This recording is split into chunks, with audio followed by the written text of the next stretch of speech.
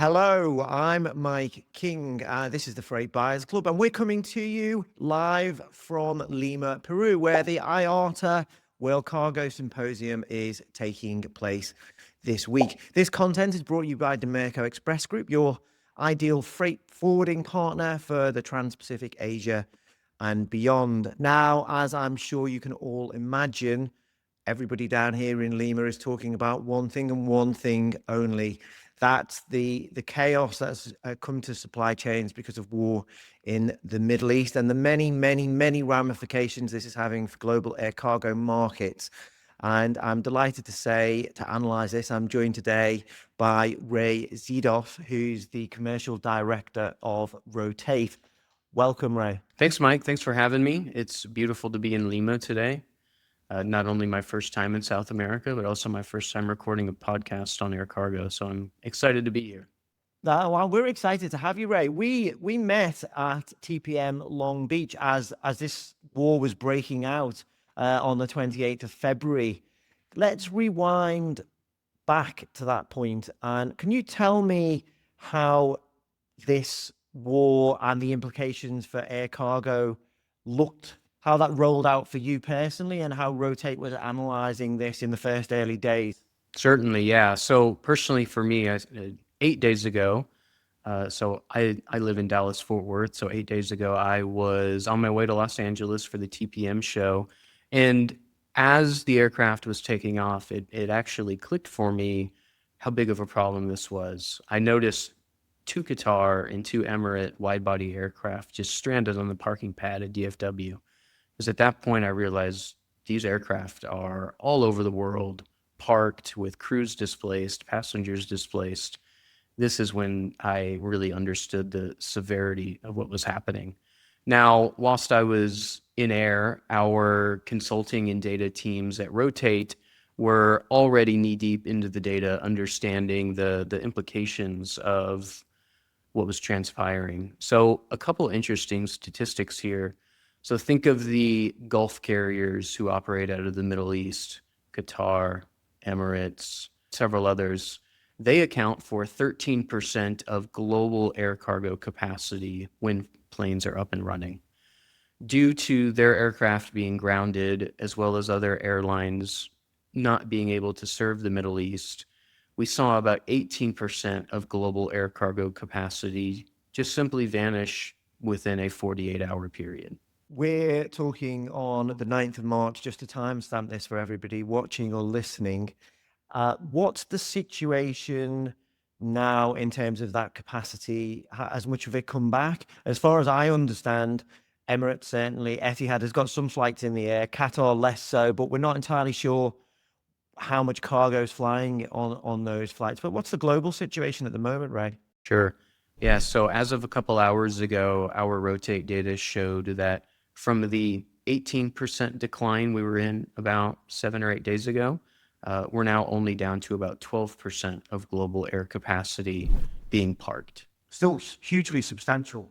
It is, yeah. I mean, that's certainly a lot of capacity just to disappear in such a short amount of time. Now, I agree with your point on, yes, aircraft are flying, passengers are flying, which is ultimately the most important. But the uncertainty there is how much cargo is actually being loaded onto those aircraft right now. Can you say, maybe break it down slightly in terms of what this looks like on trade lanes? So we know how much Gulf capacity is tied up, but how's that affecting, say, Asia, Europe, or how's it affecting the Trans-Pacific? So on Asia to Europe, we've seen a couple of interesting developments. First is with the integrators. Prior to the crisis, the integrators really relied heavily on their Middle Eastern hubs. Today, we see the integrators are bypassing those hubs and flying directly from Asia into Europe. So no longer are they connecting over Bahrain or Dubai or Riyadh. The good news is goods are still flowing. However, the bad news is those carriers are likely seeing higher payload restrictions due to the increased stage length. When you look at all of the capacity flowing from Asia to Europe, we're about 70% recovered from the lowest of lows. But again, on those passenger networks, it's a little, there's a little bit of uncertainty as to are the bellies of those aircraft full of cargo, or is the focus primarily on relocating passengers. And has the flow of traffic changed at all? We've seen some of the integrators certainly going direct from Asia into Europe, haven't we? Are they flying from elsewhere as well? Certainly. So we've seen an increase of capacity on the Trans-Pacific as well. Also on the transatlantic sectors as well, we've seen freighter capacity get redeployed. It's certainly better to be flying than just having those aircraft parked. I want to come back in a moment to look at how this is going to play out now through the rest of 2026, depending on different scenarios.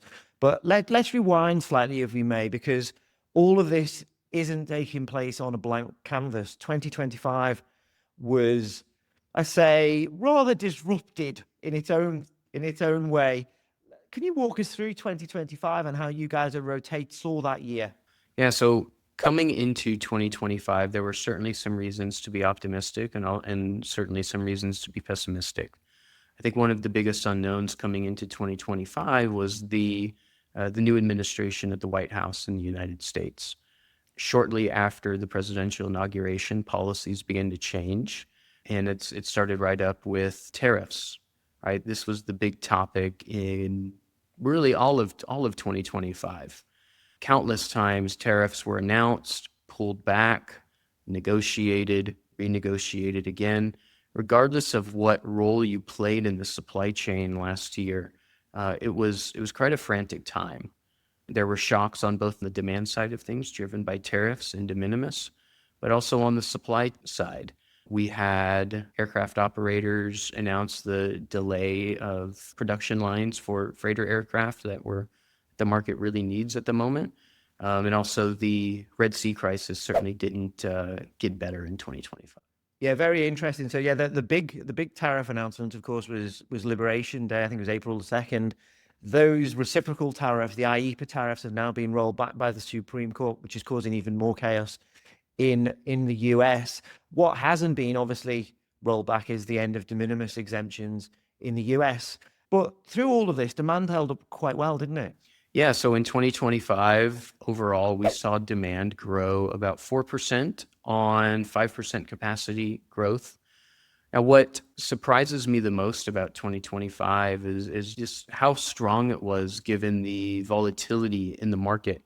December 2025 marked the 29th consecutive month of year-on-year growth for air cargo, which is simply tremendous given how up and down things were. We've got a lot of US shippers who watch this podcast.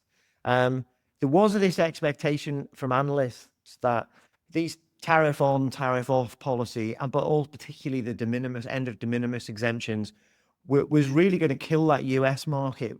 Didn't quite pan out like that, did it? Certainly for air cargo globally, but also on that US lane, there was some transference to general cargo, but we saw those e-commerce volumes going elsewhere as well. Certainly, yeah. So there were really, to me, two major things that drove the strong demand in 2025.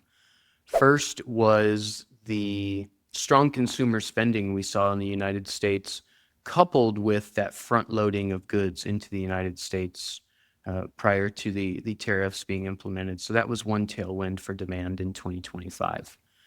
The other thing that we saw was the emergence of AI and the need to bring technology and semiconductor goods into the United States to support the construction of data centers in the United States. Now, those goods were no longer coming in from China due to the elevated tariffs.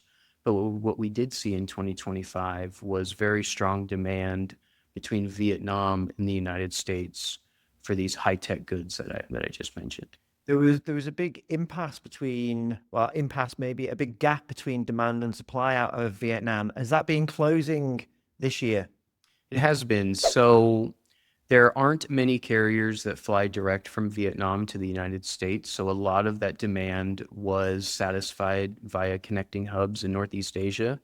But even through the first 2 months of this year, in 2026, we've seen international capacity growth exiting Vietnam grow about 30% compared to the first 2 months of 2025. So that gap is closing from our perspective. Ray, thank you for that. We're going to come back and have a look at 2026 in a moment, but bear with us. We'll just take a quick break. Are you struggling to manage today's complex tariff environment?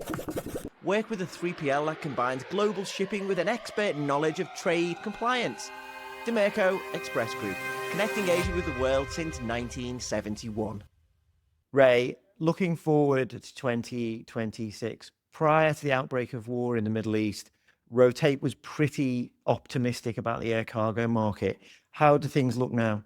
So I think that there are two things that have significantly changed recently that will have some pretty large implications on how the rest of the year develops for air cargo. First is going to be the fuel price.